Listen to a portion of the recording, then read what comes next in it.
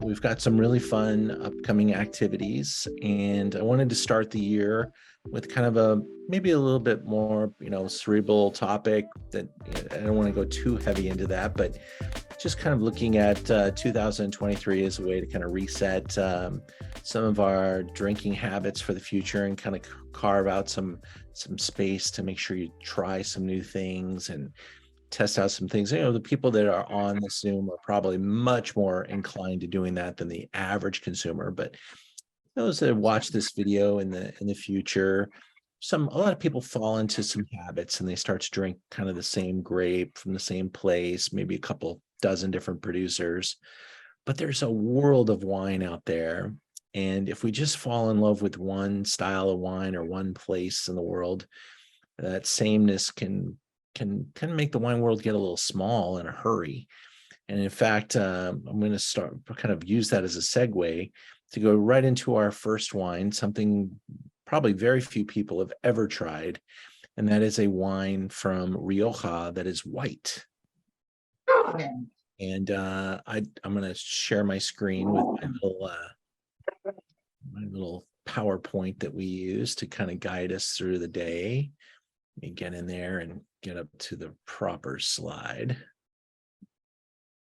But yeah, the whole concept behind this session of Zoom into Wine is to get 23 off to a kind of a fresh start, thinking about how to drink a little better in 23 and push yourselves to learn about some new things and explore some new ideas, or maybe some old ideas. I mean, the concept of white Rioja is not a new idea, but this is a pretty underserved quality wine that I really, really enjoy. And in fact, this wine made my list of top wines, especially in the value department of the year. And I just really enjoy this kind of the difference that this wine makes. And there's a lot of reasons why it's a little different, but the concept here is to find some wines that maybe you're not super familiar with and explore.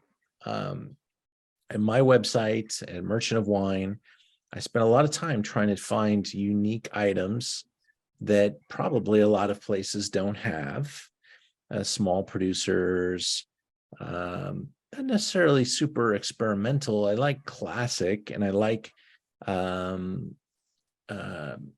things that have a good ethos and ecosystem.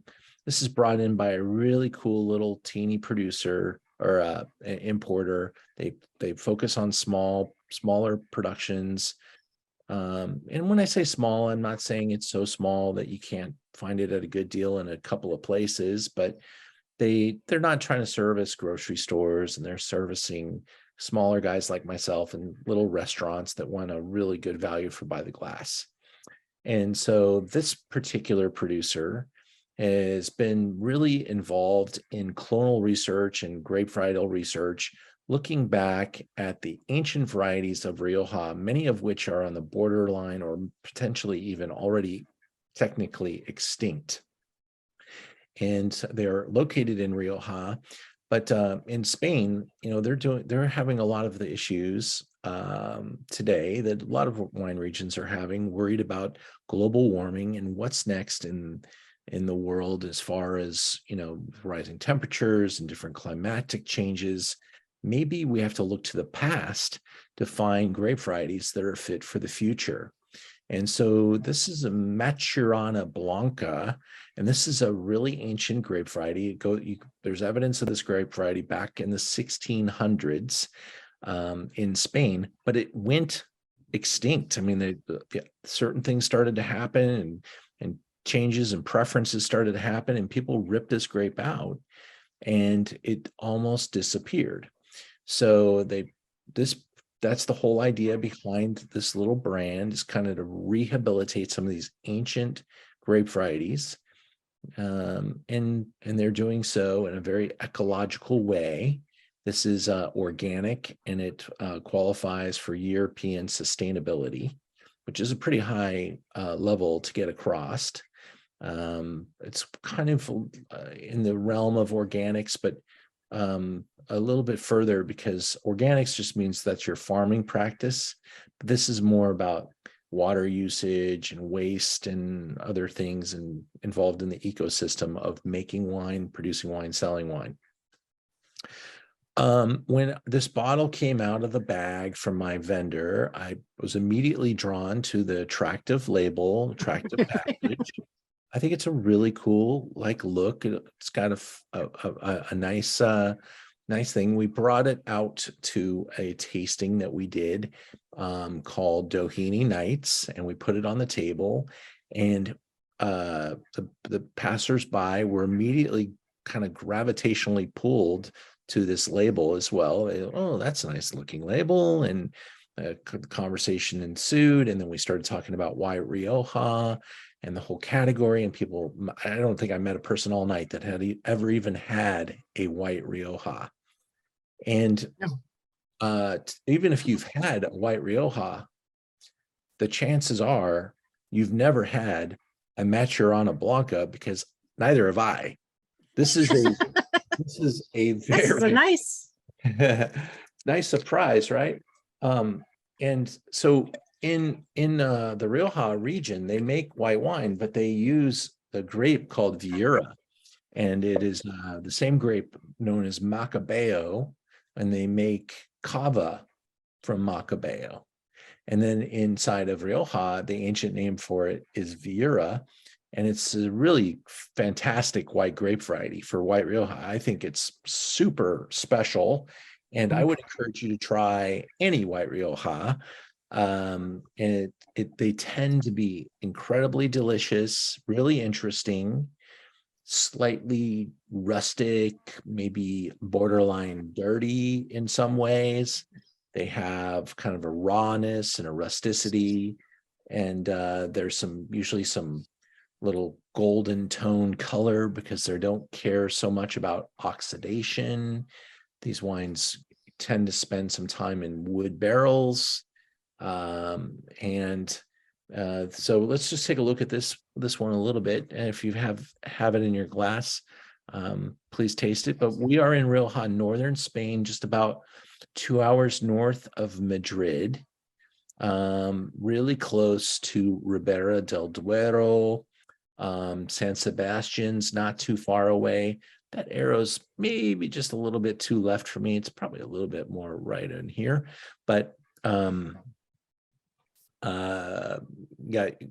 wines like Albarino coming from over here. You got all the Basque wines coming across here. Ribera del Duero down here. Some of my favorite Mencia wines from over here. Barcelona, of course, is over here. So this kind of zone, there are a lot of white wine options, and Rioja is a very important wine, but the white wines of Rioja really don't get enough appreciation because the reds are so important. It's really nice. Oh, I'm glad you like it. I had the for Christmas, a different subject, but for Christmas I had one of your wines that was on your top pick. I don't know if you can see that label. The Albarino. Yeah, I loved it. Huh. And that was on your email and stuff. It was like, oh, okay.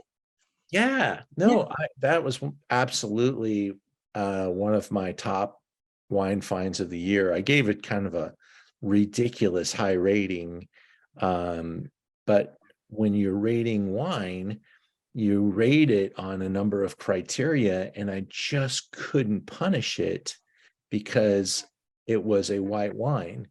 And rarely do you get something with all that characteristic wrapped together in such a beautiful way, such a beautiful expression for a wine. So that's from Maria Spacious, by the way, the wine that you just showed the picture of. And it is Albarino, but it's also got other indigenous white wine varieties from the Spanish coast. And if you go just down a little bit further south, the Albarino is grown all the way down into Portugal, and it's a major grape variety in Vinho Verde and down all the way to the Douro. So it's a very important grape variety in that part of the world. But as you go further inland into Rioja here, and you see this beautiful place, the Romans planted this area 4,000 years ago. And there are architectural and what are they called? Archaeological sites here in Rioja where you can go and visit the ancient Roman ruins where they built some of the first wine production facilities, basically using the side of a cliff. And they would pick the grapes, pull them over to the rocky edge. They would dig a little hole, break a hole at the bottom of the hole, and the juice, after they tromped on it, would drip down the side of the rocky cliff, and they would collect it in urns. So it was literally like gravity flow. And there's a gravity flow wine production facility. I think it's a protected site in Rioja. And this is one of the earliest cultivation sites known to mankind. So wines have been grown here for a long time. It got more organized as time went on, but then they also had massive, issues with their governance, and so the brain drain in this country is just terrible. There's not enough people to work in these vineyards. The vineyards got abandoned a lot of the places, and they have all this old vine material. And so the government started creating these economic stimulus plans to try to encourage investment. And some places were able to get vineyards given to them if they promised to create enough jobs. And so some of the people really were able to get some really interesting land. And in fact, this brand that we're tasting is kind of part of the solution. They're trying to stimulate new ideas and find new grape varieties and rehabilitate old grape varieties and see which ones are maybe part of the future. And there's a lot of big brands that also they share their research with in the growing of these grapes and how they're reacting to the climate, et cetera. And so they take a couple different stances as they're making their wines with their organics and their natural process and their rehabilitation of the grape variety. And yeah, this is just a really interesting grape. I'm going to taste it with you now. In the world of winemaking, this would fall into the category of monovarietal wine. So it's a single grape variety, and that is the Maturana Blanca. And it's an ancient grape variety that I've read about a little bit, but I've never tasted one until this one came walking in the store. And I wouldn't have bought it if I didn't like it, but let's taste it.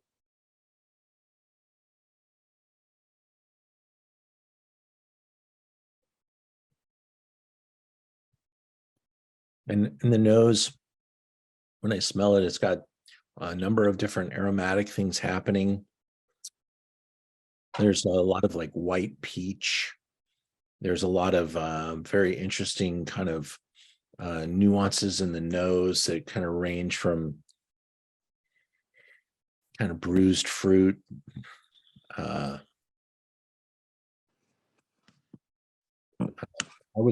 I do think there's older wood being used to allow these wines to get a little bit of oxygen contact.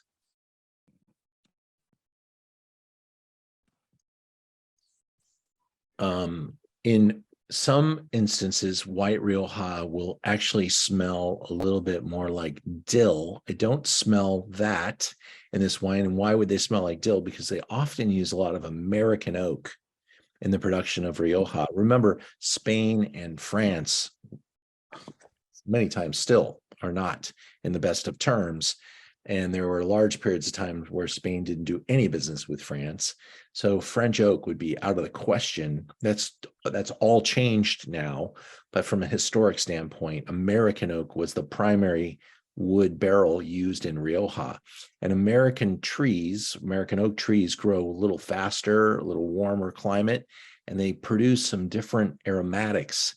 And so, wine experts can smell the glass and say, I'm smelling not French vanilla, but I'm smelling more dill and cooked cream. And that would lead you to American oak, and that might lead you more towards, where the wine's from. Do I smell American oak here? I'm not picking up any one particular scent that sends me there, but it may be using American oak. We'll find out here. So let me see. I don't think that was my last slide on this particular wine, but let me go to my wine slide. Oh, here's another shot of the location. Let me go to the website now. And what I'm going to do is grab the name of this wine. Then I go to the website and I click on the search and I put that in.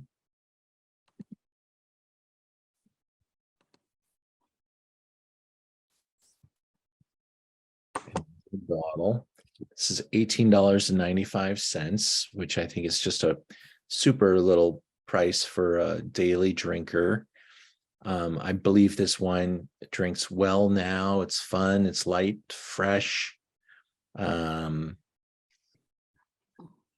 Winemaking tasting note from the varietal of yesterday springs a wine of today.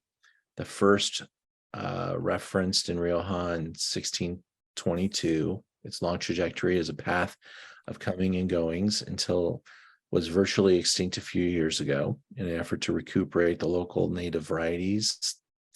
Viña Imbalda began to ecologically cultivation of the point where the present monovarietal wine, it's varietally subtle wine, surprisingly both from its elegance and its persistence in the mouth. 92 points by Guia Pina, which is a nice reviewing publication in Spain. And then my Tim Atkins of Famous MW also reviewed it. My comments here, teeny producer, color, aromatics, body, overall. I backed that score up. And the nose, I said, describe the wine as typical to Rioja with complexity, richness that pushes the nose into multiple directions. Rioja type of ripeness, kind of a warmer, higher altitude zone, a lot of spice and herbs. And tonight, that peach aroma is really coming out in the glass that I'm showing off here. And I did travel with these across the country, so I'm hoping you guys can follow me on there. But I get almost like a peach puree and a lot of herbs and spices. And maybe one of those is mint. It doesn't say anywhere in here if we're getting American oak or French oak. And that is certainly something I'm looking for. But this is just a really fun little exploring type of wine. And I would take this out to any type of Korean barbecue with some banchan. I would have it with certainly Spanish tapa, any type of, boy, is it so good with Iberico and grilled bread with a little bit of olive oil. I think it just crosses over super well into any type of food from any type of place. Any comments about it? Natalie, what did you think of it? Did you like it? Yes, I really love it. I'm getting, so, I mean, for me, it's a little less of the peach aroma. Like, I mean, I can smell it, but I really get it almost in the mouth that it's more of a fleshy, like you started saying when you were saying herbaceous and stuff, but it's just like the fleshy, like a peach that isn't super ripe yet, right? It's just kind of, that's what it's got some body to it that I really love. Yeah. The fleshiness of this wine is Yeah. really nice, a good mouthfeel, and a nice long protracted finish with great acidity, wonderful texture, and finishes really clean. And I'm pretty sure no matter where I'm going to open this bottle, it would be pretty well enjoyed. I will tell you that with Thanksgiving dinner, with your stuffing and your turkey gravy and things like that, I love wines of Rioja. And I would highly recommend a white and a red from Rioja with Thanksgiving. And this would be the type of wine I'd love to have with that type of feast. And by the way, I like Thanksgiving dinner all year long. So don't just save it for that type of thing, but having all those wonderful flavors. It's kind of like a potluck approach to dinner. And it's just a really fun wine for that. So if you're getting a large group together for a potluck, this could be your wine. In the called kind of pulling together the wines that we find for the website, this just checks a lot of boxes because at the price point, it's a pretty small importer, and you're not going to find it in a lot of places. You might find them in a few places in LA because my salesperson loves this wine and brought it in, was just wait till you try this. And so I'm sure he's out there finding a lot of new homes for it, but there's not that much of it out there. And so really, really fun to be able to find wines like this that can check so many boxes. And in the concept of drinking a little differently and having, some new ideas and being able to explore some of the wine worlds, I always look for things that kind of have a lot of application for our website and maybe some of our classes. But I'd love to be blind tasted on this wine, just to see if I can pick up the Rioja character inside of it. From an academic standpoint, there's a lot that tells you that it could be from Rioja, from the slightly oxidative nuances in the color to that voluminous ripeness, texture, slightly elevated fruit alcohol that we get in the nose from a warmer growing environment, but there's still great acidity here. And these are all kind of checking boxes that could lead you to a place like Rioja, because a lot of places make, like Sancerre type of clean, crisp, zero oxygen type of bright wines, or they make kind of dirtier wines that have a little bit of that earth and spice and wood barrel and a little bit more oxidative. And that this is kind of falls in there. Another angle to take for the concept for tonight is to start looking in kind of the smaller corners of the earth for some really fun grape varieties. I'm always excited to taste wines from different islands. We on our website, we have wines from Corsica, from Sardinia, from Sicily. There's a lot of the Greek islands as well. There is a little bit better winemaking understanding happening on the Italian side of the fence with a lot of the Italian islands. Sometimes your Greek island wine experience can get a little funky in a hurry. But in Sicily, they're making some wonderful, wonderful discoveries. And this is a little newer wine to our website. We just brought this in. This is a very good, high reputation brand, Nicosia. They are on Mount Etna in Rioja. The grape variety here is Nerello Mascalese. And this is grown in pretty sacred ground in Sicily. The Mount Etna area has pretty high ethos as far as organics, biodynamics. There's a natural path type of ideology around the volcano. I mean, if you live on the side of the volcano, you kind of start to embrace the natural things that can happen in the world, and there's a lot of that spirituality in this area. And this brand makes really wonderfully pure, beautiful expressions of Nerello. I will qualify this wine. This wine is an absolute screaming deal. Nerello Mascaleses can get expensive. And so when I tasted through the lineup from this producer, I wanted to buy like every level, but truthfully, it's hard to find a Nerello Mascalese that you can buy at this price point.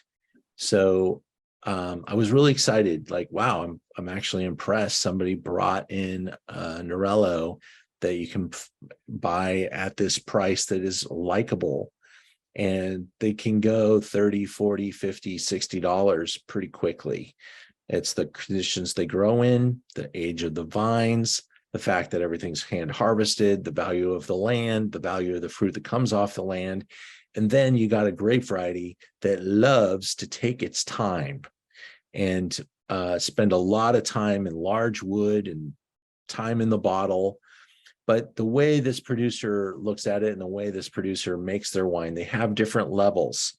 So they're able to source the fruit here from parts of their vineyard that still have the same ethos as all the other wines, because they're all organic and they're all grown with a lot of the same ideas. But here, they're not going to use this fruit for their better wines. They're declassifying it to this particular SKU. And the idea here is to be able to make something that they can sell into the marketplace and people can buy it pretty quickly and start to enjoy it right away. And so this is a 2020 vintage. These wines can certainly age, especially the better efforts, even require it. But this is just a super fresh, fun look at Nerello. It's an important grape variety for the future. Of course, Sicily's here, and right like the soccer ball that's being kicked by the boot. And Mount Etna is the volcanic land, and it has some amazing old vine vineyard sites. Everything about this site is super natural, super biodynamics in a lot of places. People, like I said, very spiritual about their grape growing. And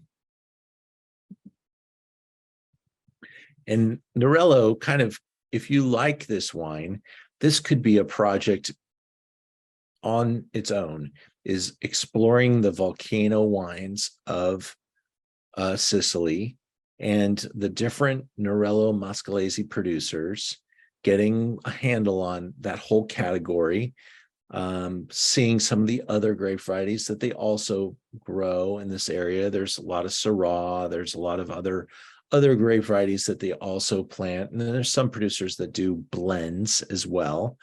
But this is a pure expression of Nerello. The aromas that they're talking here about: floral scents, wild strawberries, red currants, again, spicy, very dry, pretty good persistent tannins in Nerello. There's something kind of, to me, always kind of interestingly similar to Nebbiolo with Nerello. But they're not related. This is, but they do both have kind of a lighter color. They have kind of an interesting mixture in the nose of smells of fruits, earth, that floral scent. When we talk about Barolo and things like that made from in the northern part of Italy, talk about tar and roses. I kind of get a little bit of that in Nerello Mascalese as well.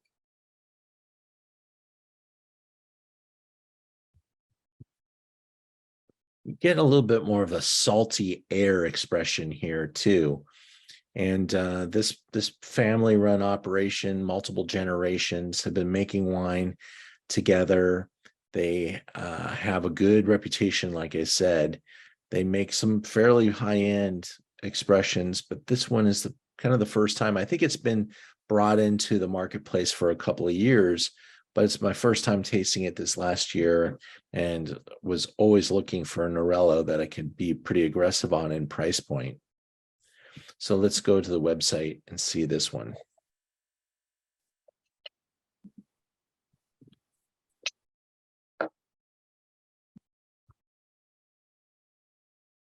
It's not as easy doing this from the laptop computer. Flipping back and forth on my teeny screen can be a little bit more challenging than the big computer back at the office.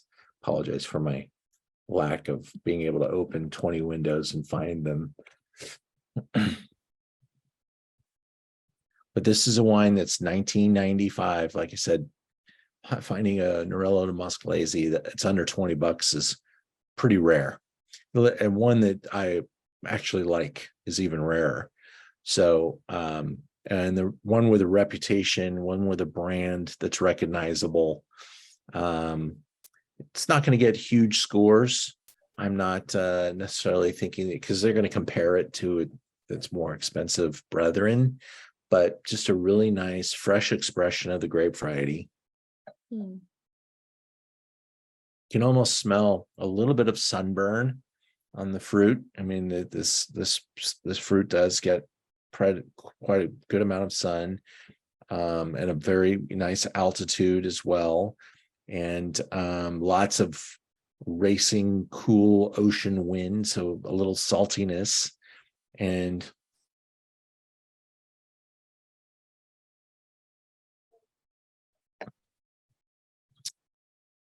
I think it's pretty nicely presented, balanced, soft, easy.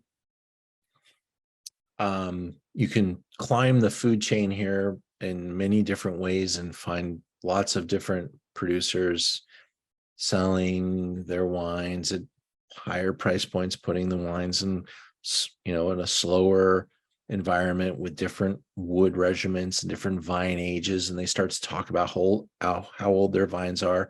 Some of them get biodynamic certification. But Etna is a very special growing area, and the wines are pretty dear.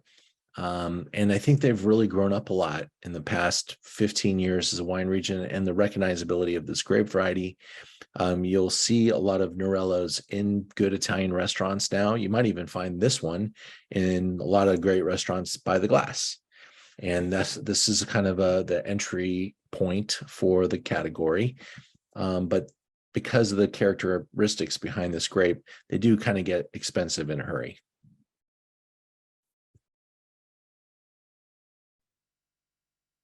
Again, 100% varietal.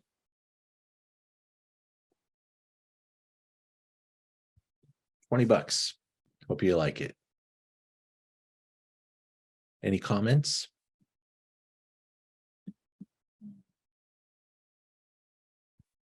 I like it. I like that you can almost taste the ashy soil. Yeah, it's got kind of that volcanic soil. You can if you get kind of lost in the nose, you can almost smell that kind of lots of iron, lots of orangish, reddish soils that these grapes are growing in. Lots of terroir here, but there's a good amount of vibrancy in the fruit. Really fresh, really fun, and it's a good time to let you know that I am going to Sicily soon, taking a group to Sicily. We've got a little interest list building right now. And if you want to find out more about it, you should join the list. You can go to our calendar at Learn About Wine and then click on wine trips, and you'll see our wine trip to Sicily. We've got an interest list. And if you're passionate enough, you can make a deposit and join me. We only have a few spots left, but Sicily is quite popular right now. If you haven't seen the show White Lotus, season 2 takes place in Sicily, and it's got a lot of people oohing and awing over the dramatic and beautiful countryside surrounded by the ocean. And we will cover almost the entire island on this trip. Here's some forecasts on the trip and the pricing. And we don't give a lot of details at this point, but it is coming together quite quickly. And we just got back from Portugal, and almost everybody on the port trip is going with me to Sicily. So this trip is going to sell out pretty quick. Did you guys see that? Did I share that? No. I didn't share that. I just kind of figured that out.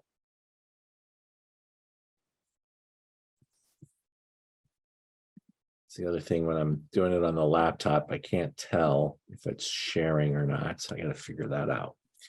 But let me do it one more time in a quick way here.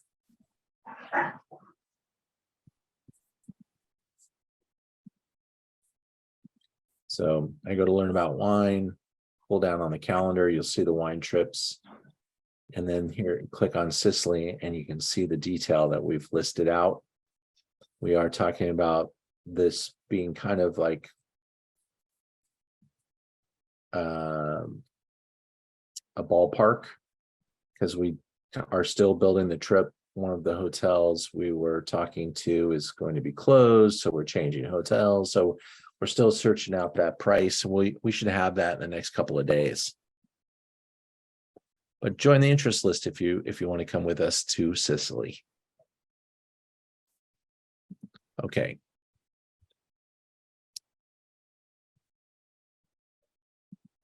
My third wine that I want to taste with you tonight sends us to the Côte de Rhône, but the Rhone Valley, in fact, is just a really fascinating place to explore. And again, in kind of the realm of finding wines that are smaller producer, that have a lot of ethos, a lot of history. I love the Rhone Valley for that. The growing conditions in the Rhone Valley kind of emulate a lot of what happens even here in California. We get some really beautiful nuances from the ripeness that we get in the Rhone Valley. The grape varieties in the Rhone Valley are many. There's over 30 different grape varieties, but the two major ones are Grenache and Syrah, and they have a lot of different homes in the Loire Valley. One that you may not have heard of very often is in the south. It's called Luberon. This area used to just grow grapes and sell them to cooperatives. Cooperatives bought a lot of the grapes from the small farmer families, and then they make a wine based on, not having a lot of cost in growing the grapes because the families did all the work. They then can turn that wine around and have pretty low bottle cost. And so this Côte de Rhône category was huge, but nobody was making any money. These farmer families stayed pretty, close to the bone, and working really hard to grow the grapes. And the wine, they knew the grapes were pretty good, but they just couldn't get enough money for the Côte de Rhône, because Côte de Rhône always sold for $8.99, $9.99, $10.99. So some of the better sites and families broke away and started to take their own fruit and either make their own wine or work more to promote the place that they're from. And Luberon is now growing up in reputation. And while it's still a value, these guys are making a little bit more money now because they're more involved in the grape growing, winemaking, export. And so they're getting fully funded. They are sticking their necks out a little bit further, but they're really starting to grow these really small little farmer-based wines. And it's happening. I can see new areas really starting to get a following, and Luberon is one of them. Vaccarat. Here's the Rhone Valley here, and you can see all the different zones of the Rhone Valley. But some of these places like Van Cloo, which a lot of people had never heard of before, they all started to really raise their sights and their targets. Larac, Tavel, Rastio, Costairs, the Nimes, all these places used to just grow grapes and sell them off. And now they're really starting to build their own brand. And so exploring some of these new areas and seeing them develop and cataloging that information and watching it happen, is happening right in front of our eyes. And this is Grenache and Syrah, like it said on the slide. Let's take a look at the wine in the glass and see how it's doing.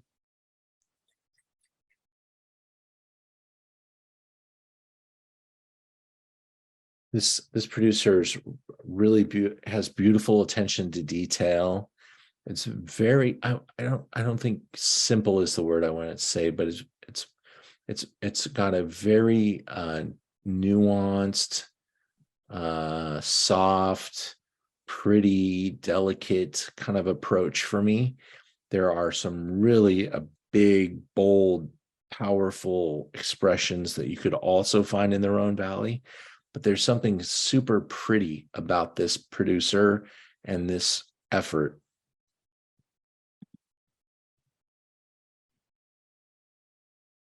Their tasting notes, not mine. The nose is a mix of well-evolved black cherry notes and the spices of beautiful Syrah from the sunniest parcels. Very intense and seductive. These notes are the promise of a complex mouth. The attack confirms the promise with generosity, roundness, and concentration. A nice structure with new notes of black fruits bringing freshness and variation. To contrast with the full-bodied wine, it is appropriate to associate relatively powerful dishes, and Jared takes risk. Boar, Auburn with chocolate and raspberries, lamb roasted with thyme, roasted duck with ceps. Do not be mistaken if this red guard knows perfectly how to marry with powerful meats. It's also known to harmoniously accompany delicate desserts, black forest, or fondue with red fruits.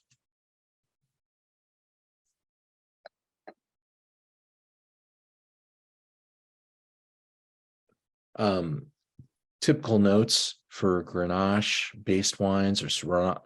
I'll talk about Grenache first. Grenache can have kind of a very interesting earthiness, can lean towards vegetal sometimes, kind of the smell of tomato paste or tomato leaf. It has a lot of pepper, cracked black pepper. It tends to have a lighter color. It doesn't always get real inky and dark. Some people can get it there, but it can get a little baked at that time, and the fruit can move in towards like baked red fruits. I think this one stays pretty bright, pretty fresh, and pretty light. The Syrah element here brings a little bit more heft, a little bit more darkness, a little bit more of that chocolate, that more raspberry, and has a broader mouthfeel, maybe a little bit more rounder and creamier, whereas Grenache can be a little tall, lean, slender, thin, and chiseled.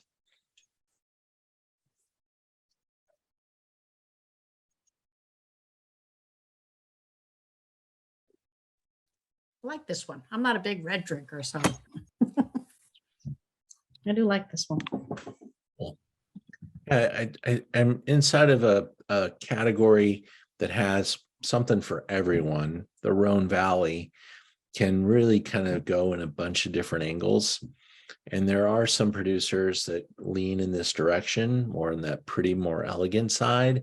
And then there's also producers that go the complete polar opposite and go for just massive and ripe and rich. And I think this one stays really pretty, and it's a beautiful facility, state of the art use of technology, clean, which you don't actually always say that about wines of the Rhone Valley.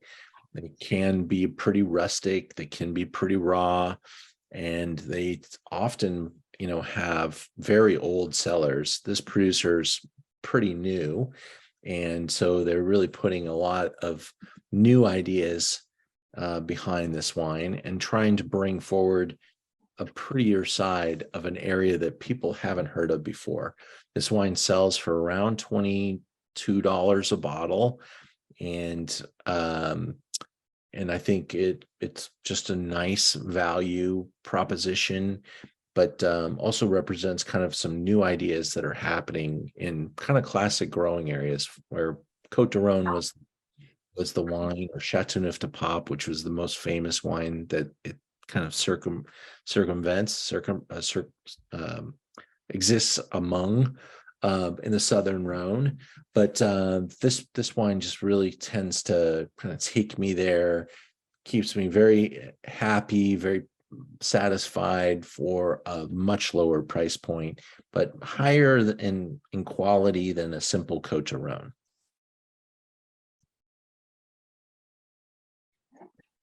And I'm always looking for new things and new ideas, but the next wine I'm going to take you on is an old idea, and that is the idea of port. And as I said earlier, I just got back from Portugal.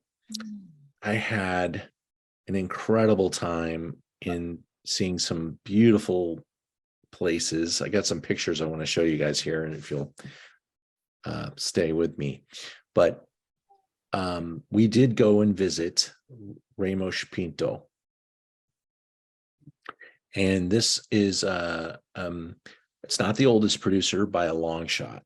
A lot of the Portuguese wine industry, especially in the Douro, where this wine comes from, was established in the 1600s.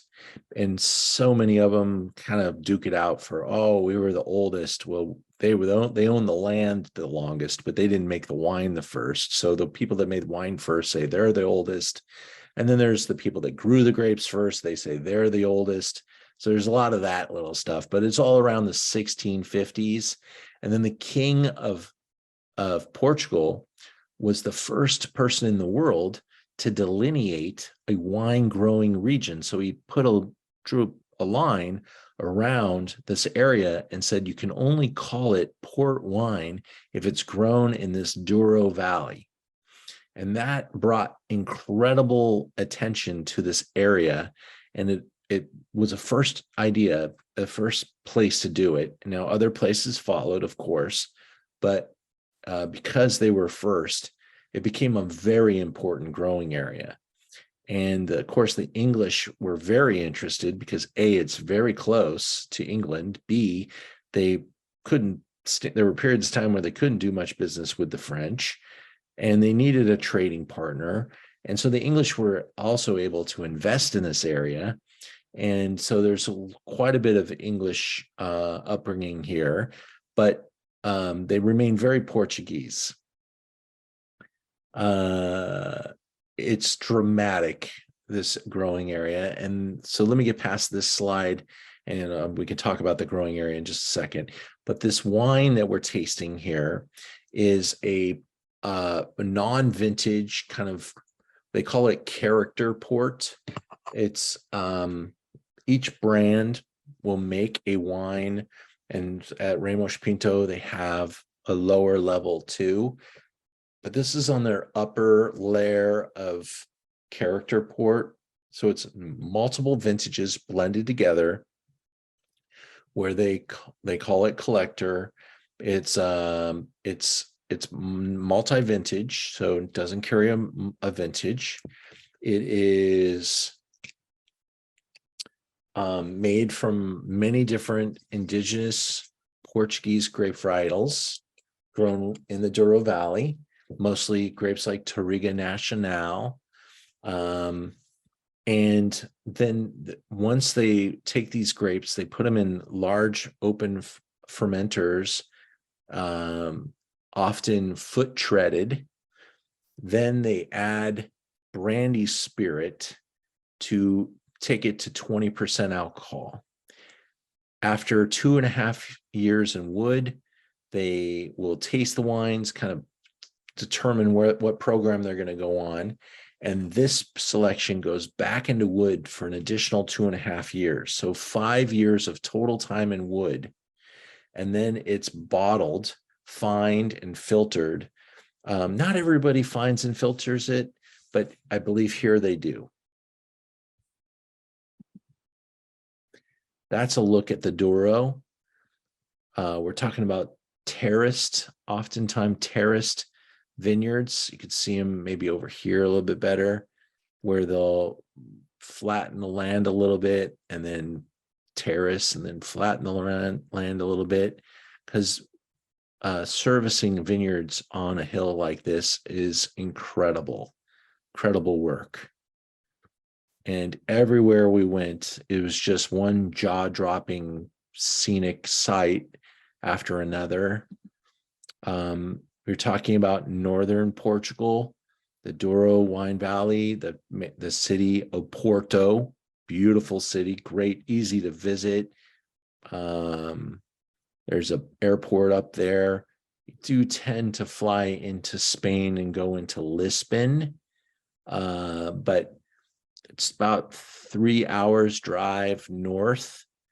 And there's an airport up here too. So some flights go land in Lisbon and then take off quickly and go up here. Or if you're coming in from a feeder country like Spain or England, they'll fly into the Oporto airport as well. And then the Douro River just goes right out through Oporto. So you get just amazing scenic sights.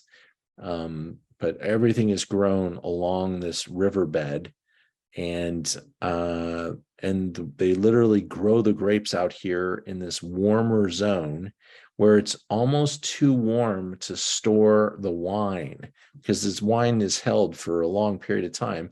So they put the barrels on these little skiffs, these boats, and they boat the barrels down into the town of Oporto. Well, back in the 1700s, that was like taking barrels of wine down the rapids. So these skiffs are kind of, little maneuverable boats where they could get maybe a dozen barrels on the boat and survive a pretty wild ride down the Douro Valley. Today, the Douro is dammed up in different areas so they can allow like channel breaks and allow the boats to slowly go down. Even boats like cruise ships and stuff will do that, but it takes a lot longer now. You can't do it in the speed that they used to. Oh, I thought I had another slide there. This is a port wine. It would be considered a ruby port. It is non-vintage ruby port. The other category is known as tawnied port or wood-aged ports. And wood-aged ports start at around 10 years in wood, and then there's 10, 20, 30, 40. And now they have a category called 50, which didn't exist before. They just created the 50-year tawny port because, and they had some issues in 73 and 74, about 50 years ago, that created some problems for the port industry. And so a lot of producers didn't bottle their 73 or 74. And now almost 50 years later, they're looking at these wines and saying, hey, these are really good. Allow us to bottle a 50-year-old port. We'll charge a lot more for them. It'll be good for our economy and will excite the category a little bit more. So you can look forward to seeing 50-year tawnies coming into the market, but they are expensive.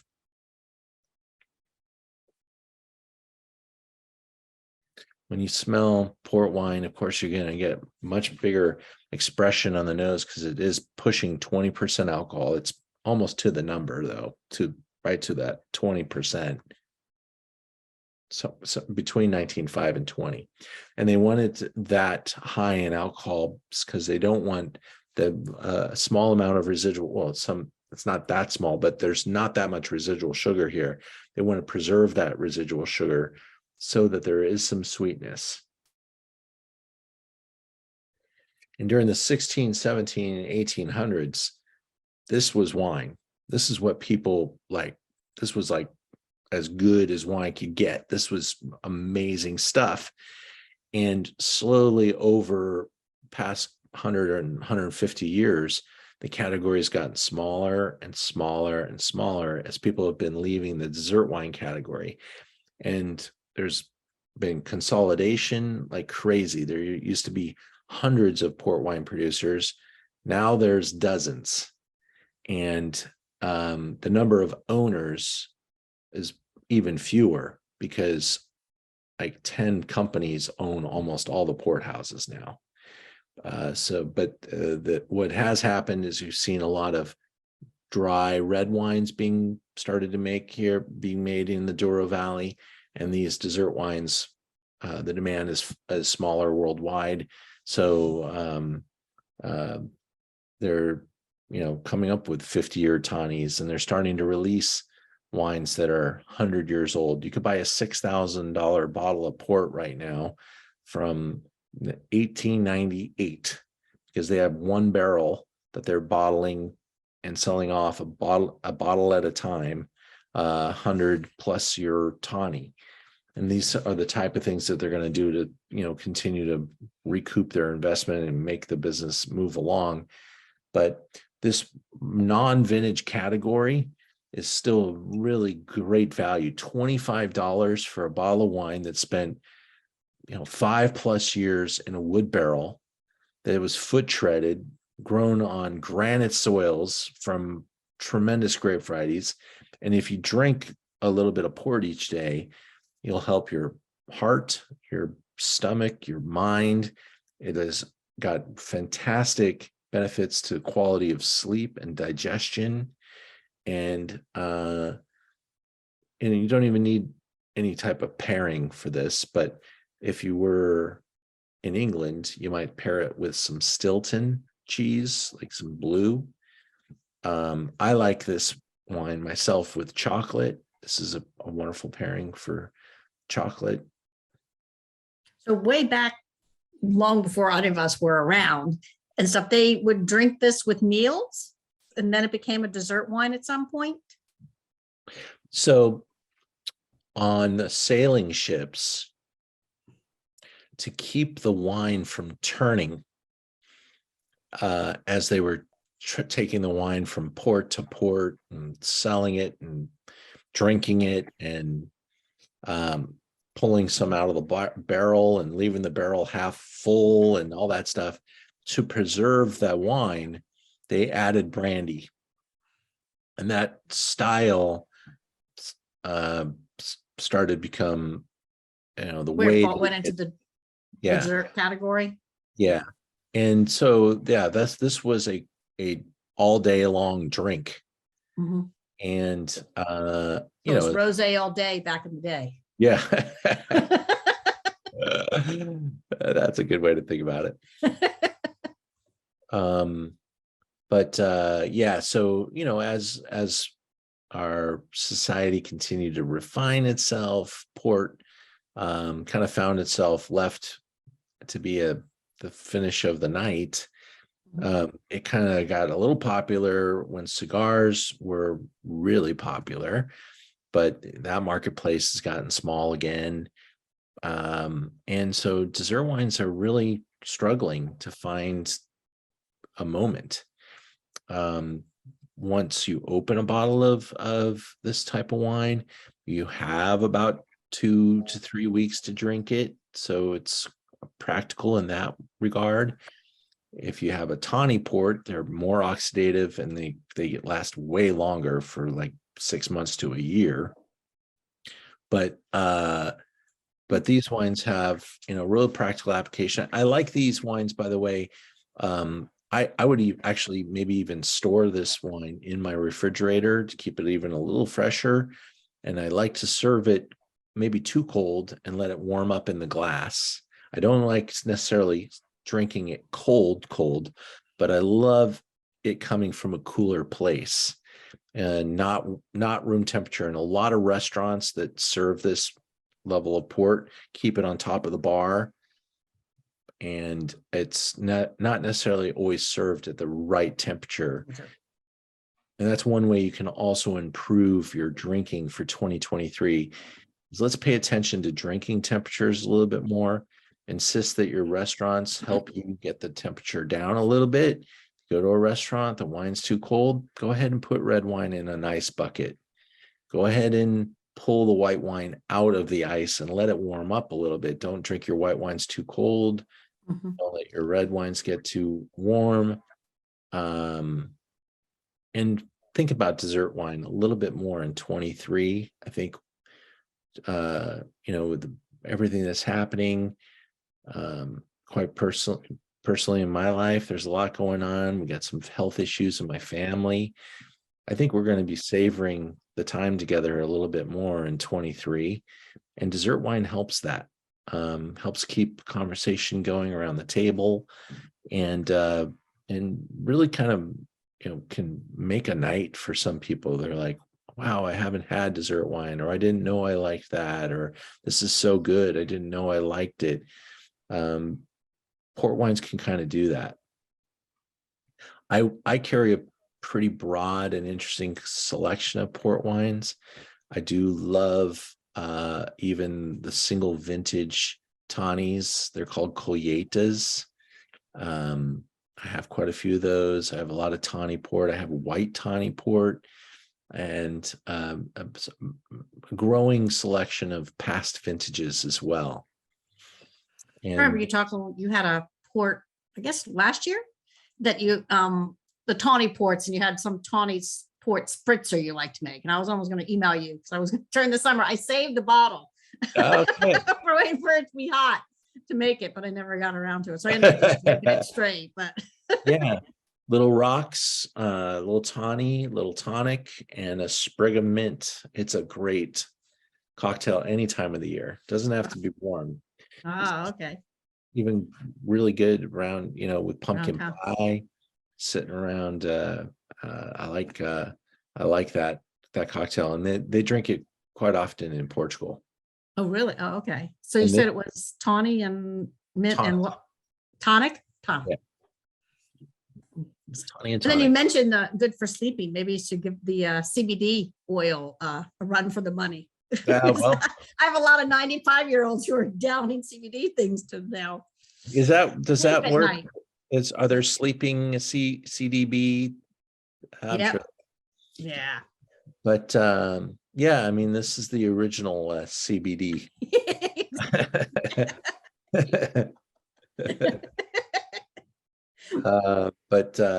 Yeah, in Europe, older people are actually prescribed to drink a glass of tawny port every day.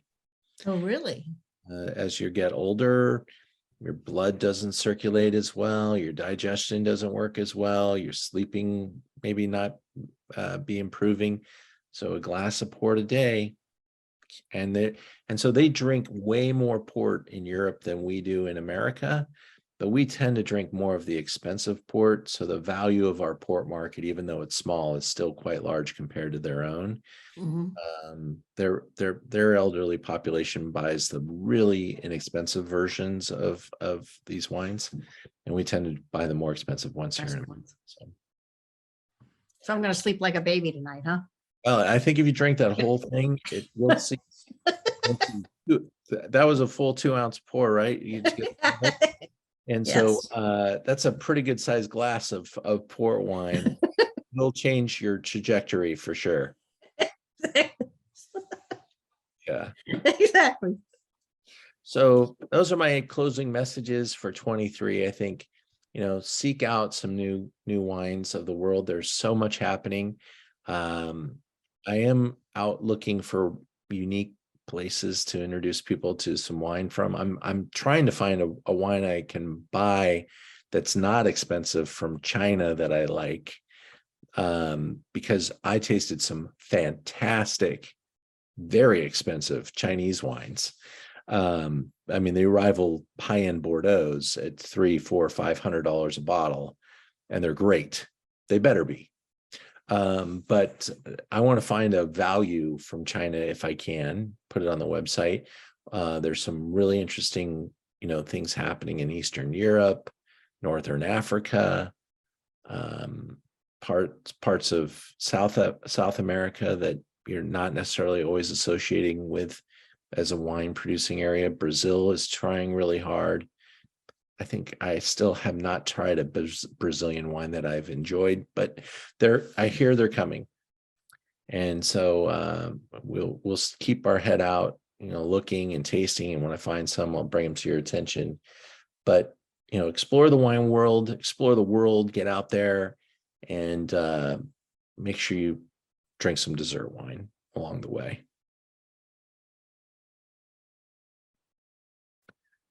Well, we have some really fun Zooms in the near future that I'd love to make sure you know about.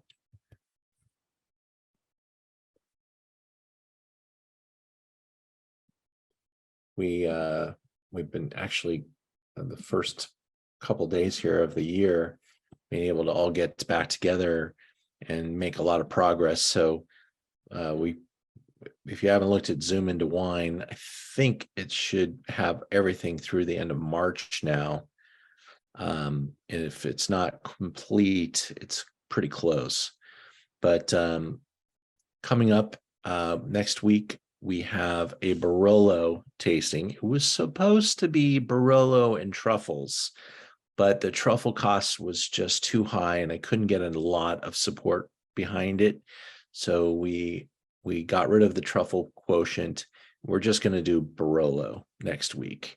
So it's Barolo. There's 5 of them. Tremendous producers involved. If you think you like Barolo, you want to learn about Barolo, this is your chance here. We've got a 2-flight deal that is quite a nice deal. And then there's the bottle kit as well. Are you seeing my screen? Yes, yeah, we can see it.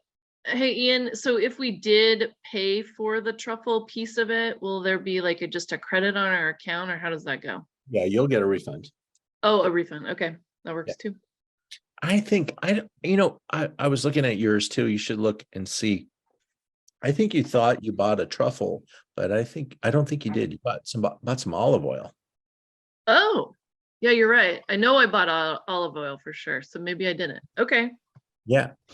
So yeah, we only had a couple people buy the truffle, and in order for me to get it sent to me from Piedmont, I needed to have a certain number and pretty far away. So yeah, I know I didn't go for the super expensive one, but I was contemplating getting there, trying out the other one. Yeah. Well, unfortunately, this just wasn't the year to pull it off because the truffle prices just got out of hand. Yeah. They were double what they were last year.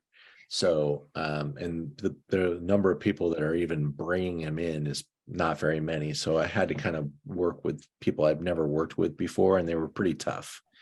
So just kind of cut our losses and decided just to focus on the wine.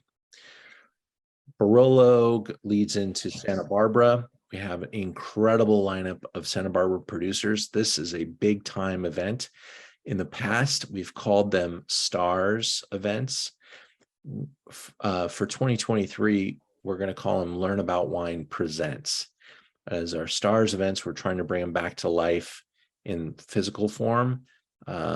We're going to have stars of Pinot over the summer, stars of Cabernet, and some other star activities. But Santa Barbara is in place, and you'll want to take a look at the producers that we have. So go and click through to learn about wine, and you'll be able to see that.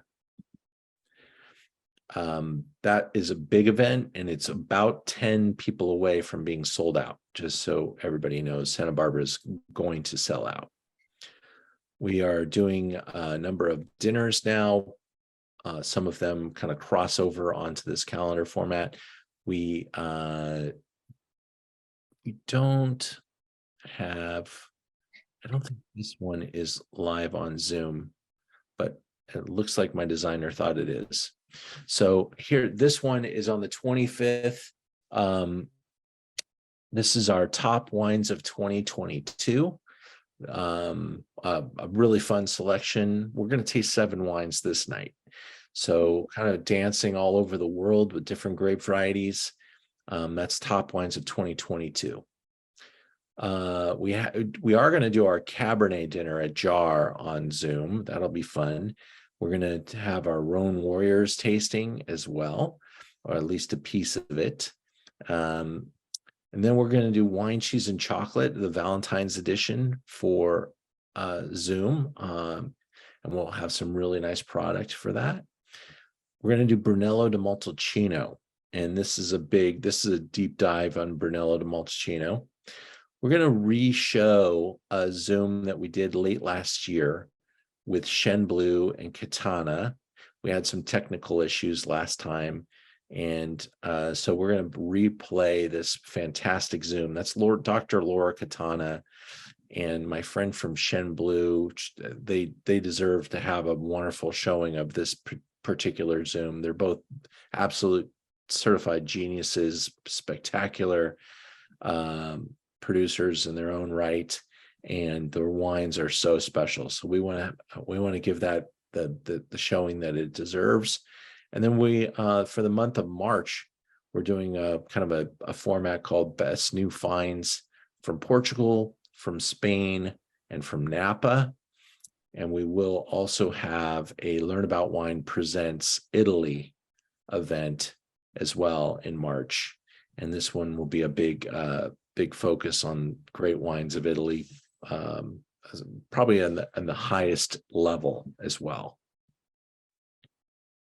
So those are our upcoming Zooms that we've posted in just the last couple of days. Some of the details are a little light, but they'll be coming very soon.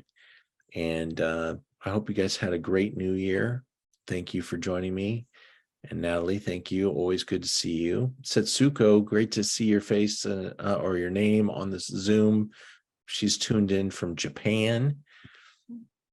And Lul, I'm not sure if I've met you before. Thank you for joining us tonight. And I hope you guys have a wonderful night. Natalie, any questions, comments?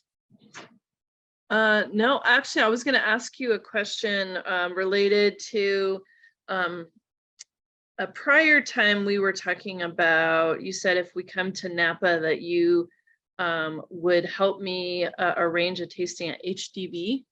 Sure, absolutely. Okay, so we're doing that in like mid-May. I'm still trying to work out the logistics of it, but I'll maybe shoot you an email when I have things a little bit more ironed out. And if there's any other ones, I guess, that you're like, oh, you should definitely try this, I would love to put it on my list. So Please give me kind of the days that you're going and what you're generally thinking about trying to do, and I'll make some strong suggestions for you. Okay.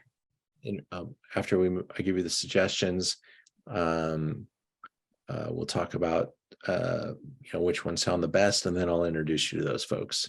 Okay. Your appointment, but that's great. HDV, you'll love it. And yeah, I'm going to be up in Napa a lot over the next couple of months. We've got some big things happening with Beekeeper and big things happening in Napa Valley. So I might have some fresh ideas as well. Great. That's awesome. Sounds good. New restaurant opened up at a place called Stanley Ranch, which is a big, new, beautiful place that a lot of people are trying to stay at. It's believe might be connected to Auberge. It's a high level new Mhm. property, and they built a beautiful new restaurant called Bear, Bear. And so I was introduced to them by the Harlan family, and going to be taking a group to Bear very soon. So I hope to have some good feedback. Awesome. Sounds good. Great. Thank you. My pleasure. Always great to see you. Thank you so much. Yeah, thank you. Have a great night. Talk to you soon. Bye.